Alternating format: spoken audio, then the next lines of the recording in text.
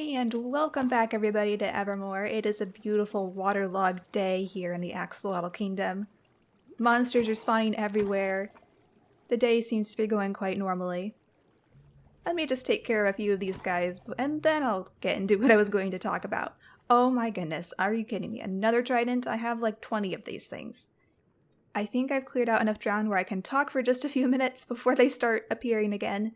So as you saw at the beginning of the video, we had cleared out this area, and we also added a few paths. And I wanted to terraform the area all around this palace because it's so flat and boring. And I think we're going to have to terraform quite a bit because I think this really does make the whole scenery look a lot better, even though we haven't added any buildings yet. But that is the plan, to take this area and line it with buildings and almost make like a city square here. I also have this little path over here that have plans of adding buildings around this. But I think the key to making this place look more interesting is to do a bit more terraforming, and yeah, I just don't want everything to be flat. And this is just one corner of the city. Of course, we have all of the other corners we've got to deal with, but we're focusing on this side. Guys, you are really interrupting me. Stop it. I've already gotten 2 tridents in the short time that I've been recording this. I have way too many. Also, apologies if my voice doesn't sound quite normal right now. It's just because I'm recording this early morning, so my voice is still warming up. So it might be a little bit scratchy. I don't know.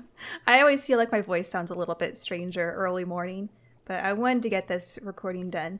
So the next thing I wanted to talk about is the paths. As you know, I am using raw iron blocks, which I think does look amazing as a path block, but it's just so expensive. I used up the last bit I had in the last live stream, or a couple live streams ago, I can't remember, and we added this whole section in the back. I do have plans for this area, and then I also started the path connecting from here over to where we ended it off last time. So I wasn't able to get very far. I did put a little bit down there, but then I ran out of iron. Hello. Can you please just leave me alone? Anyway, I have been doing several mining trips of a few hours each. Oh, hold on. Got another one.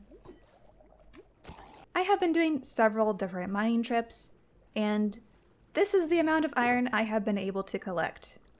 I can't say for sure how long this is going to last. This is about twice as much as I had before I added those paths. So I don't think it's going to last the entire city. But man, this took a long time to make. That was like 3 or 4 separate mining trips of 2 to 3 hours each. So it does take a long time to get, but I think it's worth it. I think it looks amazing. What I think I'm going to work on next is adding some buildings and try to plan out where they're all going to go. I do have one building already designed to go here, and that will be the house for the blue axolotls.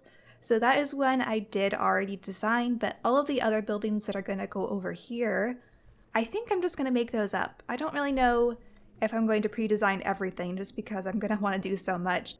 If we don't get around to doing all these buildings, we could do this other thing that I had planned. And that is back over here at this circular path. So this pillar is representing what I want to be an underwater tree. Probably an underwater ice tree of some kind. I don't know what blocks I'm going to be using for it just yet, but that is the plan, to put a big tree here. So I'm not sure how much of this I'm going to get done in this episode, but we'll start building and see how far we get. I have a bit of a confession to make before I time-lapse anything. Well, see, I was trying to time-lapse something, and then the time-lapse never saved, so now I'm just trapped here without a time-lapse to show you. But I did build something, and here it is. I built this house, and I will give you a tour on the inside and talk more about that later, but I just wanted you to know that I'm sorry you couldn't time-lapse it. The file didn't save. But I think what I am going to do is work on this area next. I might save the tree for another time. I know I was just talking about that. But I think I'm going to work on this area next, and I will show you the inside of the house later. It's been a week since I recorded that last bit, so yeah, I'm going to try to pick this back up, and we will work on some things over there.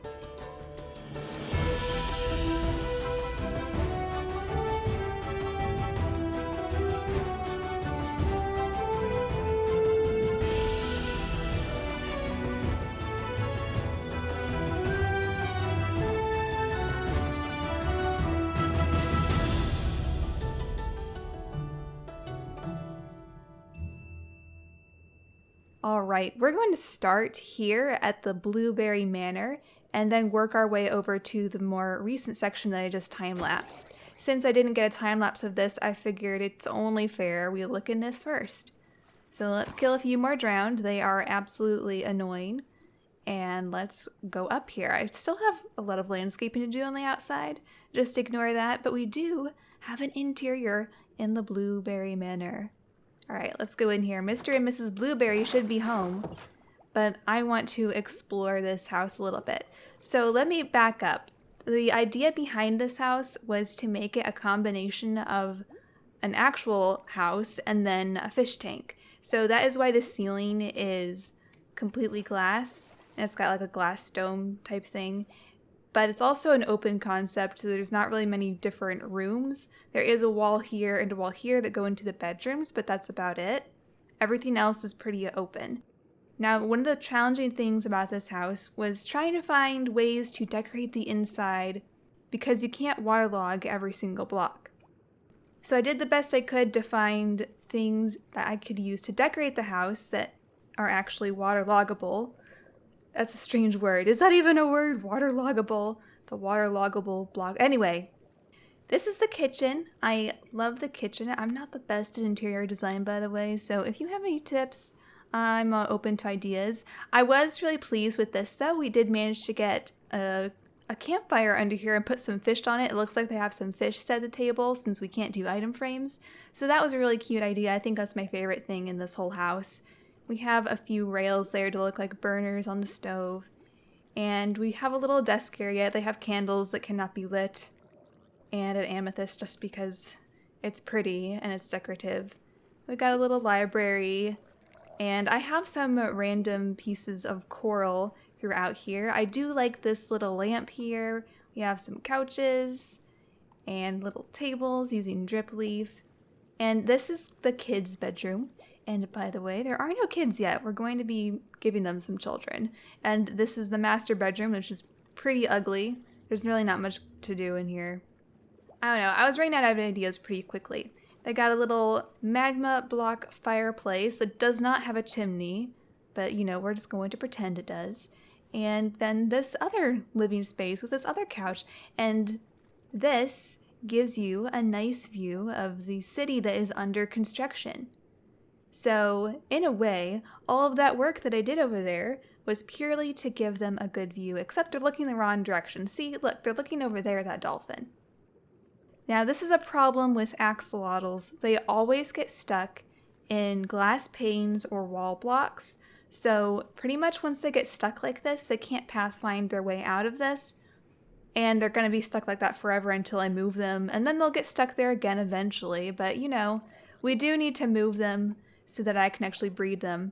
Let's see, we've got Berry and Von Blueberry and then the unnamed one. I do have a couple buckets of fish, so we're going to breed them now, then I'm going to move them, and they can have their first child. Hey, what? Oh, you're turning and looking at my fish. I didn't even think about that. Okay. Let's pick you up. Let's pick you up.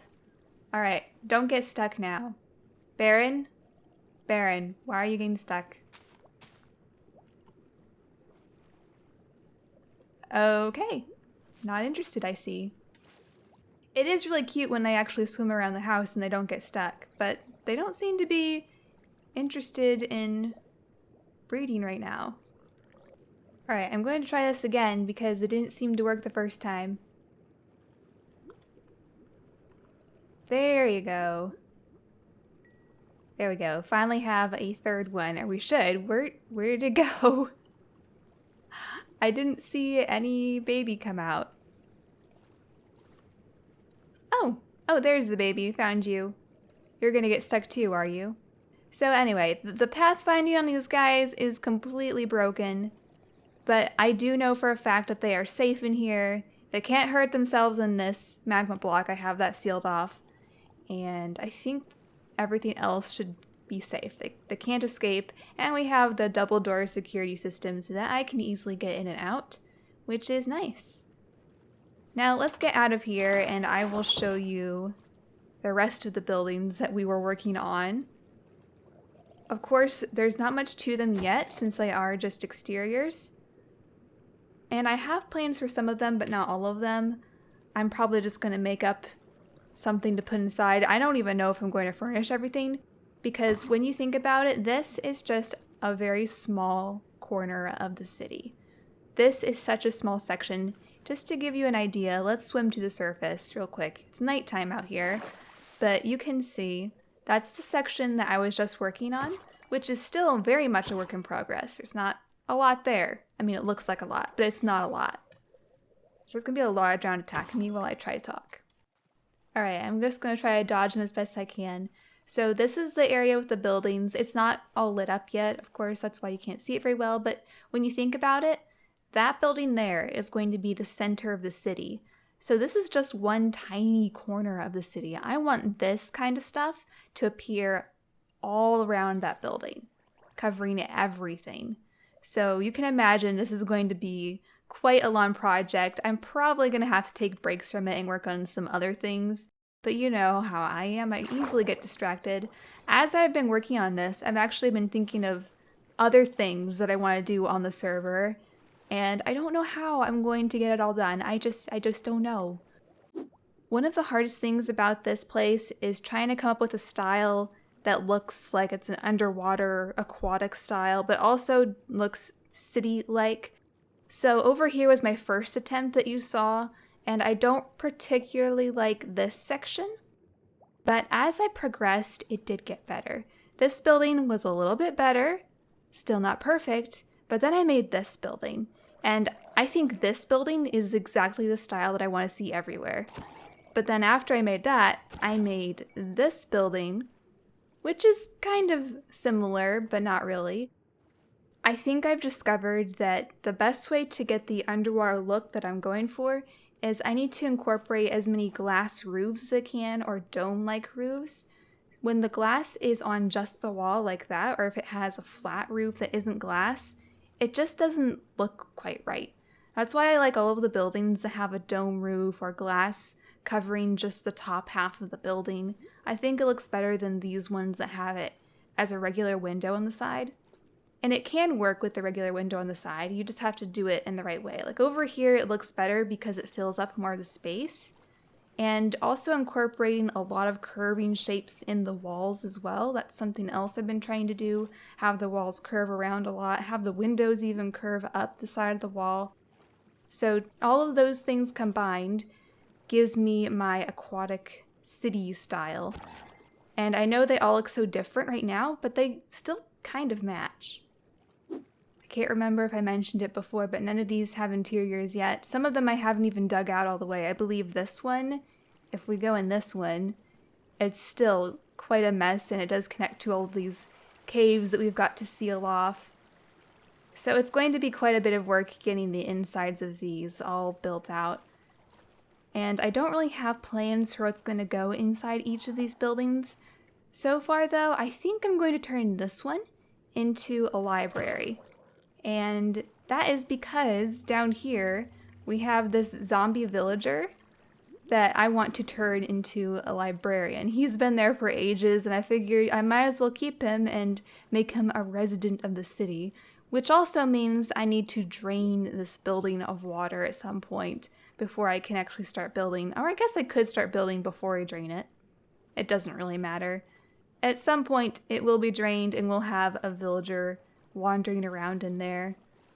So this is a good start to the city. It's actually starting to look like a city. I need to come up with a name for each of these sections. That would be a good idea. Speaking of ideas, I did write down some of your ideas you gave me in the previous video, so I want to review those really fast. In addition to all of my other ideas that I had before, we have a few of these ideas written down. All of these are good ideas. I don't know if I'm necessarily going to use them. These are just ideas, just so I can have them all in one place. The drowned prison, though, that one really intrigued me, because I am so sick of these drowned. I hear another one.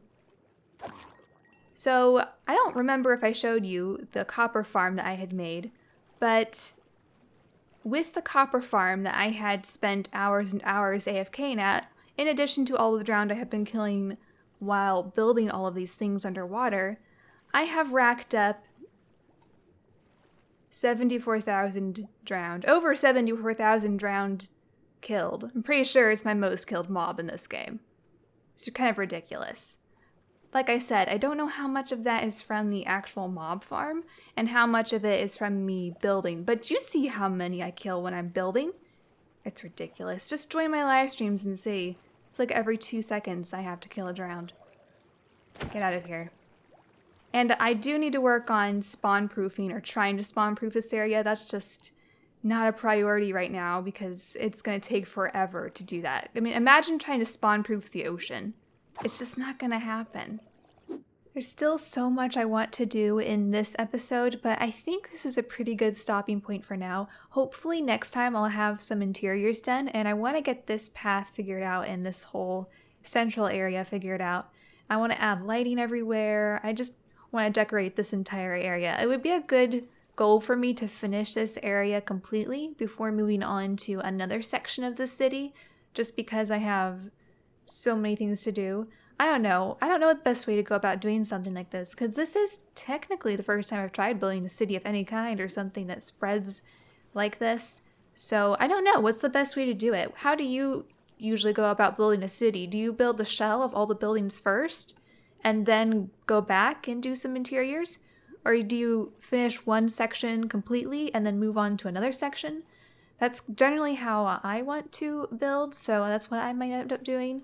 Or maybe I'll just be jumping around and do some interiors here and then go start exteriors somewhere else. Who knows? I don't know how I'm going to approach this build, and I don't even know how long it's going to take. But I think we're making good progress, and hopefully next time I'll have more to show you. So that's going to be it for this video. I hope you all enjoyed it, and I look forward to seeing you in another one. Bye!